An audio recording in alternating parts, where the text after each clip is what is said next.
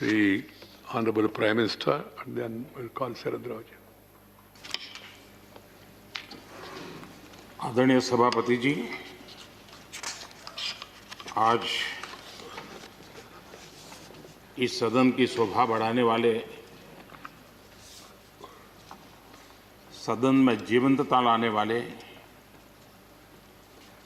और सदन के माध्यम से जनसेवा में रत ऐसे चार हमारे साथी,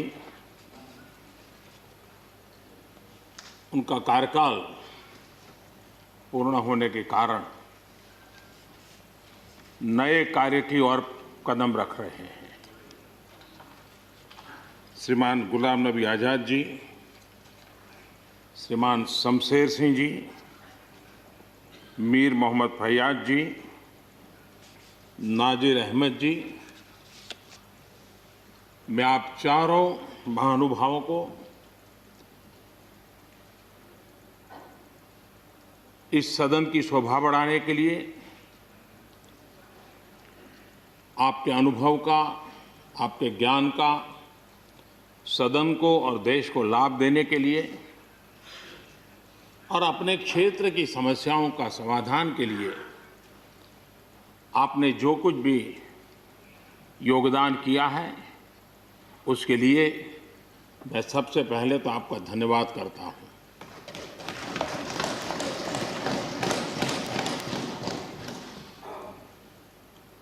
मीर मोहम्मद जी और नाजिर अहमद जी, ये दोनों ऐसे साथी, सदन में शायद उनकी तरफ बहुत कम लोगों का ध्यान गया होगा, लेकिन कोई भी सत्र ऐसा नहीं होगा कि जिनके साथ मुझे मेरी चैम्बर में बैठ कर के अलग अलग विषयों पर सुनने का, समझने का मौका न मिला। इवन कश्मीर की भी बारीकियां जब उनके साथ बैठता था, कभी कभी तो वो परिवार के साथ भी आते थे, इतने अनेक पहलू मेरे सामने रखते थे, वो मेरे लिए भी बड़ा एनलाइटनिंग रहता था। तो मैं हमारे इन दोनों साथियों का, जो मेरे साथ व्यक्तिगत रूप से नाता रहा और जो जानकारियां मुझे वो मिलती थी, मैं उसके लिए उनका हृदय से आभार भी व्यक्त करता हूं। और मुझे विश्वास है कि उनका कमिटमेंट और उनकी क्षमता, ये दोनों देश के लिए और विशेष करके जम्मू कश्मीर के लिए काम आएगी। देश की एकता, देश के सुख शांति वैभव को बढ़ाने में काम आएगी, जब मुझे पूरा विश्वास है। हमारे एक साथी शमशेर सिंह जी, अब तो याद भी नहीं रहा कितने सालों से मैं उनके साथ काम करता रहा हूं, क्योंकि मैं संगठन की दुनिया में का इंसान रहा, इसी क्षेत्र में मैं काम करता था। कई वर्षों तक जम्मू कश्मीर में भी काम करने का मौका मिला। तो मेरे एक साथी कार्यकर्ता के रूप में कभी एक स्कूटर पर ट्रैवल करने का मौका मिलता था। बहुत छोटी आयु में जो इमरजेंसी में जेल में गए, उसमें शमशेर सिंह जी थे। और इस सदन में शमशेर सिंह जी की उपस्थिति 96% है। ये अपने आप में, यानी जो दायित्व जनता ने उनको दिया, उसको बिल्कुल 100% निभाने का प्रयास। मृदुभाषी हैं, सरल हैं, और मुझे विश्वास है कि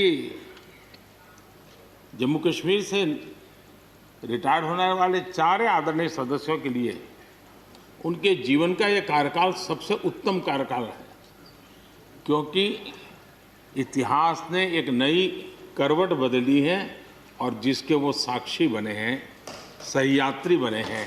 ये उनके जीवन की बहुत बड़ी घटना है। श्रीमान गुलाम नबी जी,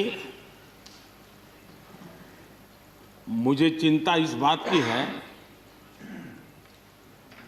कि गुलाम नबी जी के बाद इस पद को जो संभालेंगे, उनको गुलाम नबी जी से मैच करने में बहुत दिक्कत पड़ेगी।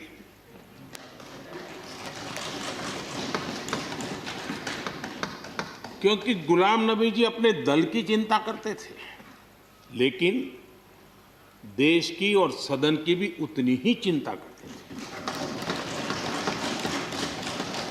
ये छोटी बात नहीं है जी, ये बहुत बड़ी बात है जी। वरना अपोजिशन के लीडर के रूप में अपना दबदबा पैदा करना, ये सब मोह किसी को भी हो सकता है, लेकिन उन्होंने सदन से, मैं शरद पवार जी को भी इसी कैटेगरी में रखता हूं, वे सदन की और देश की चिंता को प्रायोरिटी देने वाले नेताओं में से रहे। गुलाम नबी जी ने बखूबी इस काम को निभाया है। मुझे याद है इस कोरोना काल में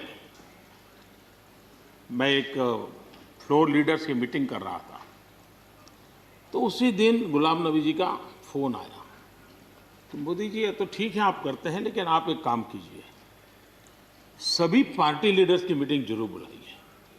मुझे अच्छा लगा कि उन्होंने पार्टी लीडर्स के साथ, सभी पार्टी अध्यक्षों के साथ बैठने का मुझे सुझाव दिया, और मैंने उस मीटिंग को किया भी। वो गुलाम नबी जी के सुझाव पर किया था, और मुझे कहने में, यानी इस प्रकार का संपर्क, और उसका मूल कारण है कि उनको दोनों तरफ का अनुभव रहा है, सत्ता दल का भी और विपक्ष का। 28 साल कार्यकाल, ये अपने आप में बहुत बड़ी बात होती है जी। बहुत साल पहले की बात है, शायद अटल जी की सरकार होगी, मुझे याद नहीं रहा। मैं यहाँ सदन में किसी काम से आया था, मैं तो तब राजनीति में नहीं था, ये इलेक्टोरल पॉलिटिक्स में नहीं था, मैं संगठन का काम करता था। तो मैं और गुलाम नबी जी ऐसे ही लॉबी में गप्पे मार रहे थे। अब जैसा पत्रकारों का स्वभाव रहता है, बराबर नज़र लगाए बैठे थे कि ये दोनों का मेल कैसे हो सकता है। हम हंसी खुशी से बातें कर रहे थे, तो हम जैसे ही निकले तो पत्रकारों ने घेर लिया। गुलाम नबी जी ने बहुत बढ़िया जवाब दिया था, वो जवाब हम लोगों के लिए बहुत काम आने वाला है। उन्होंने कहा, भाई देखिए, आप लोग हमको अखबारों में या टीवी माध्यमों में या पब्लिक मीटिंग में लड़ते झगड़ के देखते हो, लेकिन सचमुच में इस छत के नीचे हम जैसे एक परिवार का वातावरण कहीं नहीं होता है। इतनी हमारी आत्महत्या होती है, इतने सुख दुख होते हैं। ये जो स्पिरिट है, वो स्पिरिट अपने आप में बहुत बड़ी बात होती है। गुलाम नबी जी का एक शौक शायद बहुत कम लोगों को पता होगा, और कभी उनके साथ बैठोगे तो बताएंगे। हम सरकारी बंगलों में रहते हैं, तो बंगले की दीवारें, अपना सोफा सेट, उसी के आसपास हमारा दिमाग रहता है। लेकिन गुलाम नबी जी ने उस बंगले में जो बगीचा बनाया है, यानी एक प्रकार से कश्मीर की घाटी की याद दिला दे, ऐसा बगीचा बनाया है। और इसका उनको गर्व भी है, वो समय देते हैं, नई नई चीज़ें जोड़ते हैं, और हर बार जब कंपटीशन होती है तो उनका बंगलो नंबर 1 ले आता है। यानी अपने सरकारी जगह को भी कितने प्यार से संभालना, यानी बिल्कुल मन से उन्होंने इसको संभाला है। जब आप मुख्यमंत्री थे, मैं भी एक राज्य का मुख्यमंत्री के नाते काम करता था, हमारी बहुत गहरी निकटता रही उस कालखंड में। शायद ही कोई ऐसी घटना मिल सकती है कि जबकि हम दोनों के बीच में कोई संपर्क सेतु न रहा हो। एक बार गुजरात के यात्री, क्योंकि जम्मू कश्मीर में जाने वाले टूरिस्ट में गुजरात बहुत बड़ा नंबर रहता है, और टेररिस्टों ने पर हमला कर दिया, करीब 8 लोग शायद मारे गए। सबसे पहले गुलाम नबी जी का मुझे फोन आया,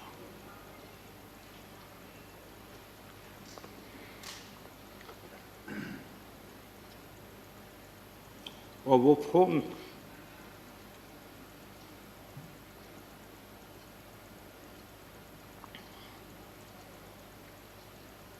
सिर्फ सूचना देने का नहीं था,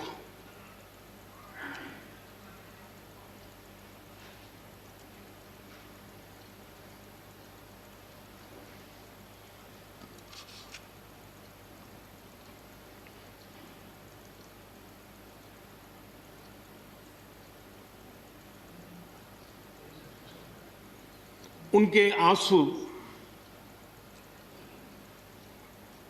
रुक नहीं रहे थे। फोन पे उस समय प्रणब मुखर्जी साहब डिफेंस मिनिस्टर थे। मैंने उनको फ़ोन किया, मैंने कहा साहब अगर फोर्स का हवाई जहाज़ मिल जाए डेड बॉडी को लाने के लिए। रात देर हो गई थी। प्रणब मुखर्जी साहब ने कहा आप चिंता मत कीजिए, मैं करता हूँ व्यवस्था। लेकिन रात में फिर गुलाम नबी जी का फोन आया। वे एयरपोर्ट थे।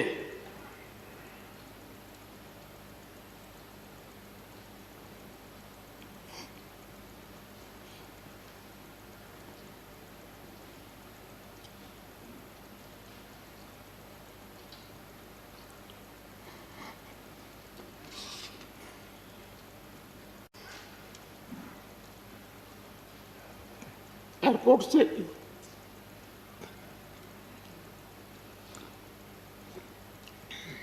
उन्होंने मुझे फोन किया और जैसे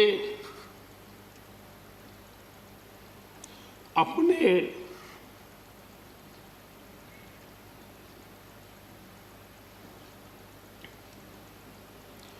परिवार के सदस्य की चिंता करें,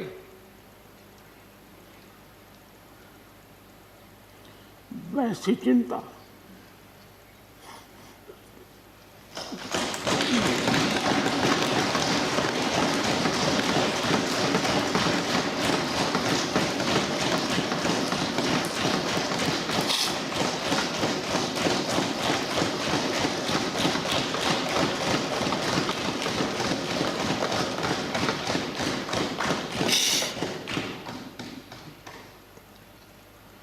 पद, सत्ता जीवन में आती रहती है, लेकिन उसे कैसे पचाना,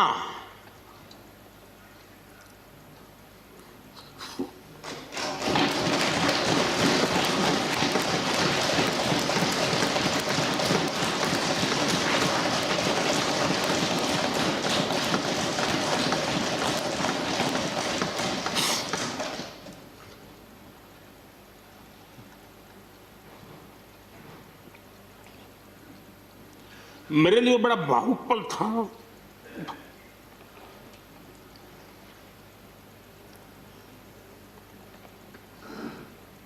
दूसरे दिन सुबह फोन आया कि मोदी जी सब लोग पहुंच गए।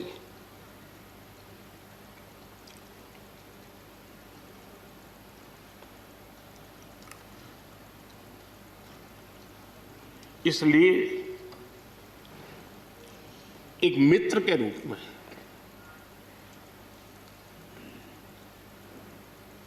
गुलाम नबी जी को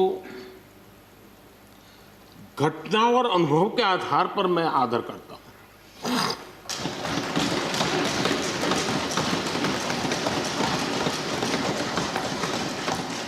और मुझे पूरा विश्वास है कि उनकी सौम्यता, उनकी नम्रता, इस देश के लिए कुछ कर गुजरने की उनकी कामना, वो कभी उनको चैन से बैठने नहीं देगी। और मुझे विश्वास है कि जो भी दायित्व जहां भी वो संभालेंगे, वे जरूर वैल्यू एडिशन करेंगे, कंट्रीब्यूशन करेंगे और देश उनसे लाभान्वित होगा। ये सब मेरा पक्का विश्वास है।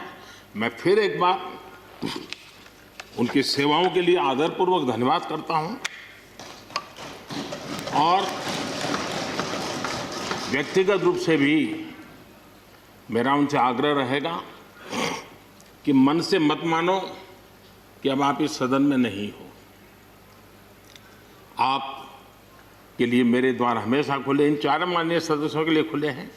आपके विचार, आपके सुझाव, क्योंकि देश में सब बहुत जरूरी होता है।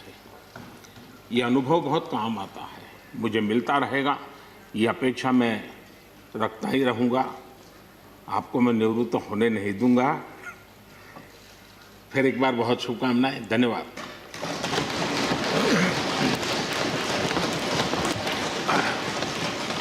धन्यवाद प्रधानमंत्री जी। Shri Sharad Pawar ji. The Honorable Prime Minister and then